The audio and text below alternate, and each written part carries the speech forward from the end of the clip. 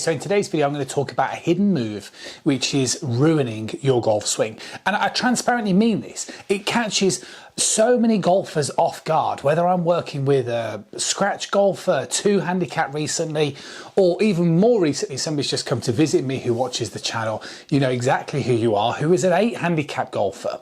And it's the same problem time and time again. I'm going to share with you exactly what that hidden move is. But before I do that, I just want to rewind and talk a little bit about what this current playlist that you guys are watching. Now, in my most recent upload, I talked about, if you like, the principles of the backswing, the things that we are looking to do. And I talked a lot about the importance of getting the club moving up and down our plane line. Now, you know, obviously for more details, you can go and watch that video. And in the upcoming video to this one, so you want to subscribe and make sure you don't miss out on these videos because they are absolutely game changing. We are going to be talking about impact. And this is an area that so many amateur golfers struggle with and get wrong. And one of the areas that we're going to be talking about is the through swing. Okay, so when the club is moving through the ball, we always see with great golfers that look like they stay down, looks like the handle of the golf club moves to the left hand side of the body. How do you do that is what we're going to be talking about. But it doesn't matter how hard you try and how hard you try and stay down on the golf ball and how hard it is that you try and work on your rotational movement, because if you have got this hidden fault, you are going to be struggling for consistency. And the hidden fault is hiding in plain sight, and it is the club face. Okay, so what happens is that if your club face becomes excessively closed in that backswing position, then you are going to have to compensate in the downswing by opening that club face up. And the strongest sort of tendency for this, if you are a golfer who is an early hip extender, somebody who stands up, then I would 100% be checking today's video and the checklist that I'm going to lay out for you. Because if that face is closed, it doesn't matter how good your movement into the downswing is, you've got no chance of holding onto this. So golfers tend to stand up, flip at it, anything to add loft to that club. And you need to watch this video now to make sure that you're not making a mistake. So let's run into the most basic one that I see, and it surprises most golfers. And this is in that the first foot of the backswing, right? No word of a lie. First foot in the backswing. You get set up to the golf ball, and what I tend to see golfers do is as they're taking the club back, they're literally closing the face in that first move. Now that's probably quite a strong trigger movement for a lot of golfers.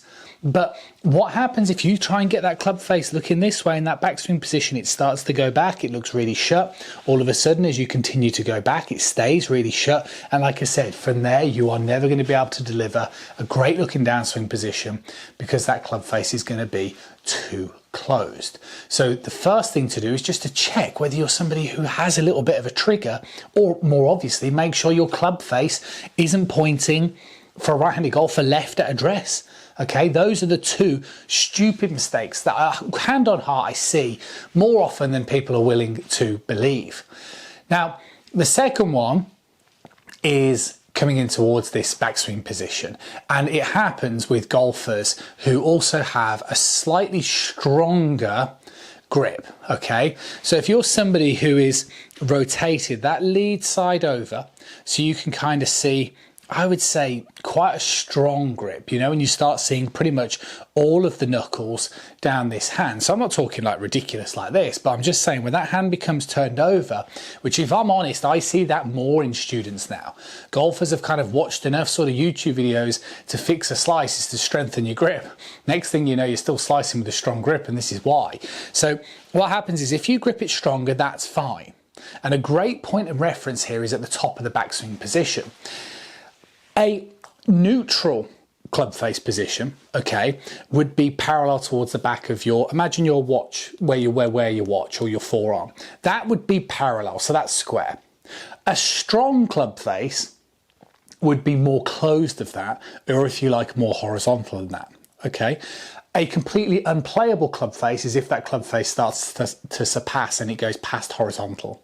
You can't recover from there because, like I said, it gets so shut that, you know, it's just going to go over there and you're not going to let that do, so you compensate. So with golfers that have a more pronated overarm strong grip, that's okay. as long as you maintain wrist angles in this wrist. If you're that type of golfer and you flatten that wrist position like this, then all of a sudden what you can start to see is that club face just closing down in a big way. And again, it's not recoverable. And that happens because golfers have a strong grip. And what they do is as they take it back, the club goes slightly under plane. This flattens the wrist position off. The club face already looks shut at this point in the swing. And then from there, again, unrecoverable. So the last one, and you've got to double check this because a friend of mine who came to visit for the lesson recently fell right into this trap himself, and it came in towards the grip. So what you are looking to do with the grip is you are looking to hold the club pretty much in the fingers of on the lead hand, place your heel pad sitting on top of the club, and just kind of make sure that your lead thumb is sitting down, for me, the right hand side of the grip, like so. That's a really good wrist placement. It doesn't matter whether you turn it, rotate it more over, rotate it less, that's irrelevant, but that's a good placement, because what now needs to happen is your trail hand needs to sit on top of that thumb. And that's a really important relationship in the golf swing. And then when you do that, you can choose to either interlock, overlap your fingers, or baseball, that's up to you. And then your thumb lives on the other side. This is an important relationship because what was happening with my recent golf lesson, somebody who came to visit me, is they were gripping it like that with a little bit of separation. So the thumb was almost more centralized or towards this side, and then this thumb was like this as well, okay? So what was then happening is this was stopping any sort of wrist cocking motion, okay? And that's the big thing about your grip.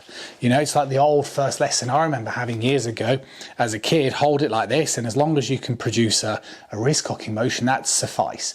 And if you can't do that in your grip and it feels uncomfortable, then you definitely need to change the grip, because like I've said at the beginning of this lesson, you want to watch the previous video and you want to definitely be watching the upcoming video. But what I'm trying to say is those two things will never come to fruition, or certainly the downswing will never come to fruition if you've got a hidden problem in your golf swing and it's an excessively closed club face.